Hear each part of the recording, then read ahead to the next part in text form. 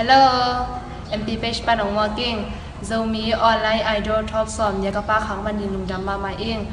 Tua kong sak ding la athulu pen ei lama apho pen so sep tung pi hi na asa pen Rosely Kim Buang zo hi. Ke kamin pen le rian hi na ka khwale tulai ta ka om na pen mai noi hi.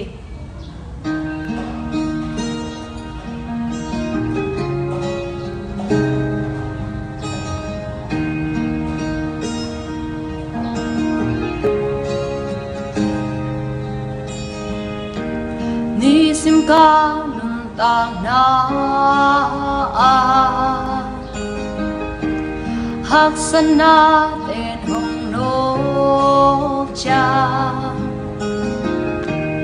tô ba kê nung ôm bi tên lung nộp khá muôn na nông bia